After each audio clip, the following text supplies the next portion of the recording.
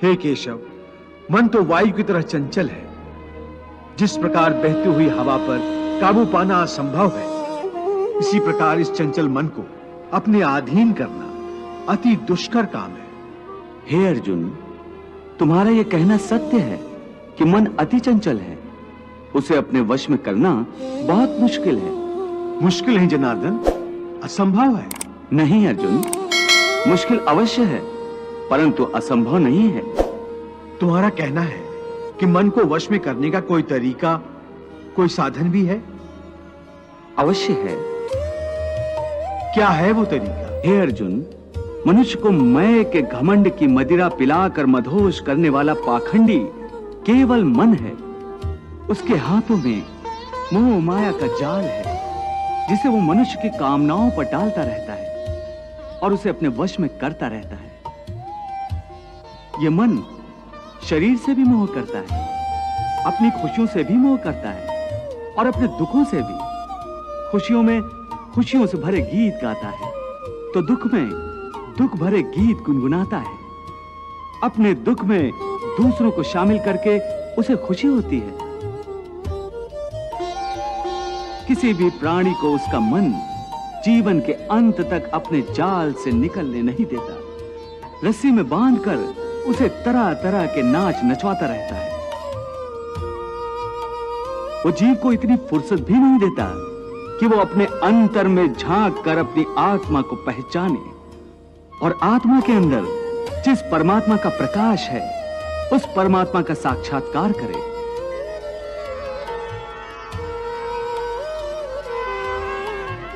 हे पार्थ, प्राणी के लिए आवश्यक है कि प्राणी अपने मन को काबू में करके अपने अंतर में झांक कर आत्मा को देखे।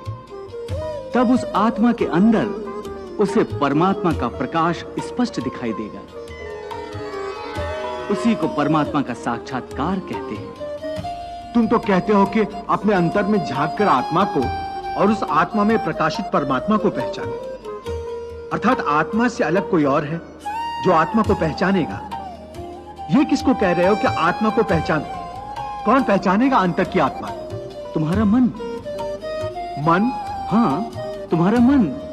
परंतु तुम तो कहते हो कि मन माया के भ्रमजाल में फंसाकर प्राणी को बहुत नाच नचाता है। फिर वह आत्मा और परमात्मा क्यों ले जाएगा? तुमने ठीक प्रश्न किया अर्जुन। उसका उत्तर यह है कि जब तक तुम अपने आप को मन और विषयों के अधीन रहने दोगे, तब तक वो तुम्हें नाच नचाता रहेगा। हे पार्थ, मनुष्य का शरीर एक रथ की भांति है।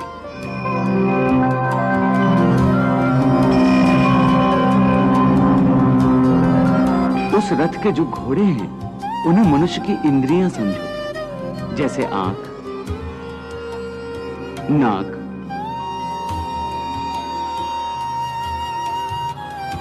कान,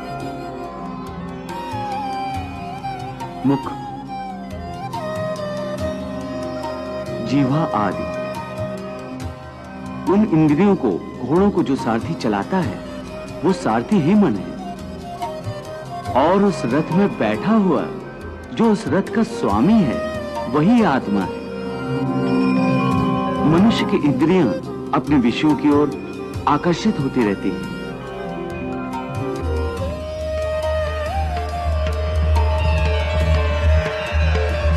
और उसका मन इंद्रियों को उनके विषयों की ओर ही दौड़ाता रहता है।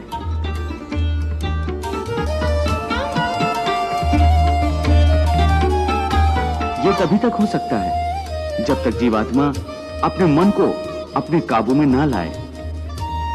जब तक मन काबू में नहीं आएगा, वो इंद्रियों को उनके विषयों की ओर ही दौड़ाता रहेगा। विषय उनको बुलाते हैं, इंद्रियां उनकी तरफ भागती हैं और मन जीवात्मा की परवाह किए बगैर रथ को उस ओर लिए जाता है। परंतु जब तुम स्वयं मन के अधीन न रहकर मन को अपने अधीन कर लोगे, तो वही मन एक अच्छे सारथी की तरह तुम्हारे शरीर रूपी रथ को सीधे प्रभु के चरणों में ले जाएगा। मन है शरीर के रथ का सारथी, रथ को चाहे जिधर ले जाए। इंद्रियां हैं इस रथ के घोड़े, घोड़ों को विषयों की ओर भगाए। आत्मा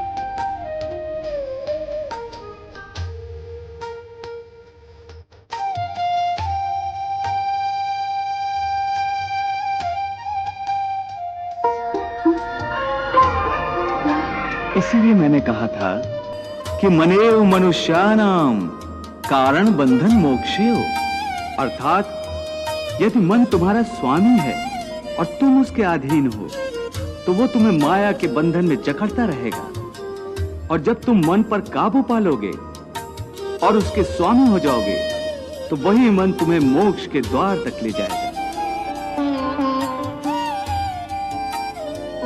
हे मधुसूदन, ये कहना तो बहुत आसान है कि तुम मन पर काबू पा लो, मन के स्वामी बन जाओ, परंतु यही तो सबसे दुष्कर कार्य है। हे केशव, मन तो वायु की तरह चंचल है। जिस प्रकार बहती हुई हवा पर काबू पाना असंभव है, इसी प्रकार इस चंचल मन को अपने अधीन करना अति दुष्कर काम है।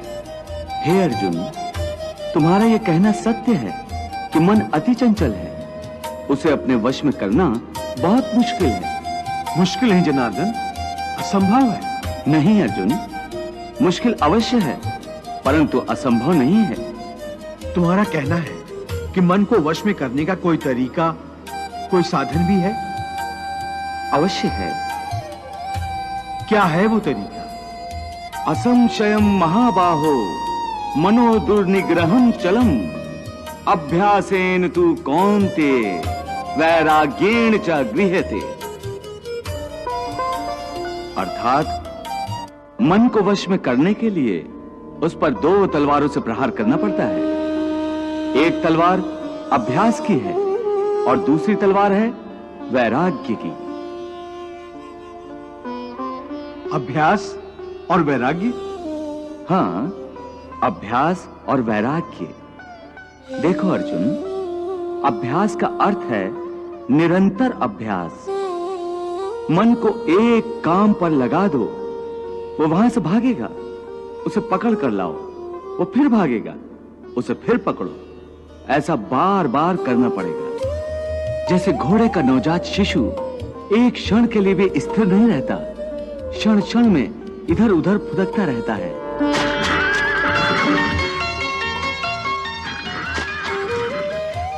उसी प्रकार मन भी क्षण क्षण में इधर उधर फुदकता रहता है।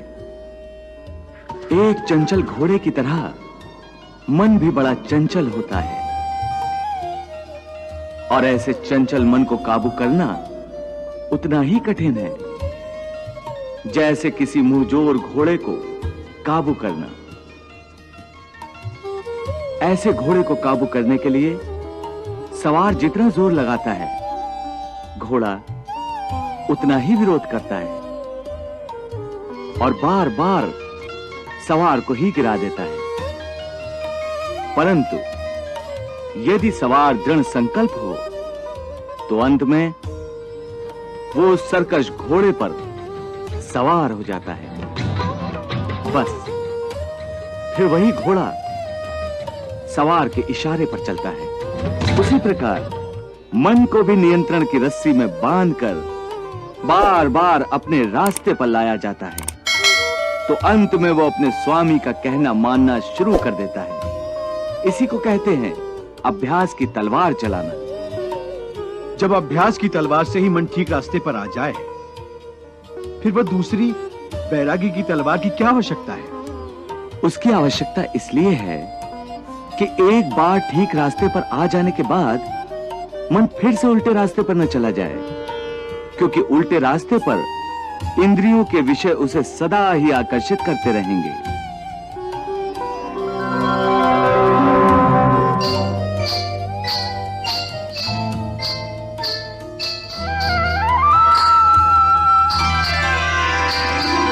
मिथ्या, भोग, विलास और काम की तृष्णा उसे फिर अपनी ओर खींच सकती है। इसलिए मन को यह समझना जरूरी है कि वो सारे विषय भोग मिथ्या हैं, असार हैं, योग माया के द्वारा उत्पन्न होने वाले मोह का भ्रम है। मन जब इस सत्य को समझ लेगा तो उसे विषयों से मोह नहीं रहेगा, बल्कि उससे वैराग्य हो जाएगा। और यही वैराग्य की तलवार का काम है कि वो विषयों के मोह को काट के मन को सन्यासी बना देती है।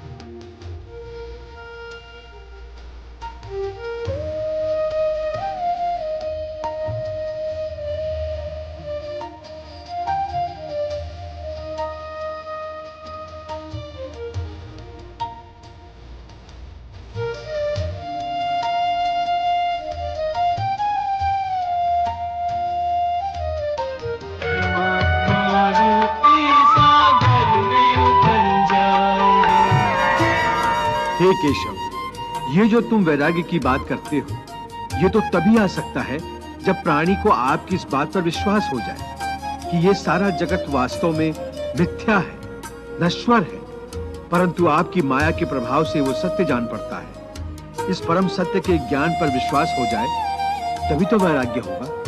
बिल्कुल, ज्ञान ही मनुष्य के हृदय में वैराग्य पैदा कर सकता है, और वही सच्चा ज्ञान मैं तुम्हें प्रदान कर रहा हूं।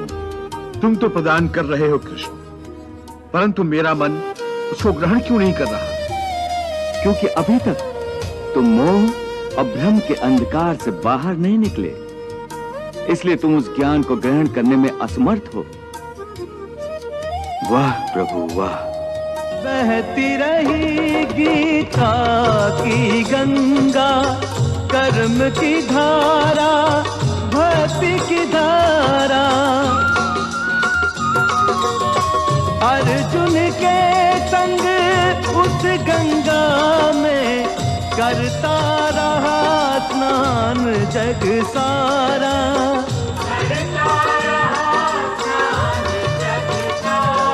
सब धर्मों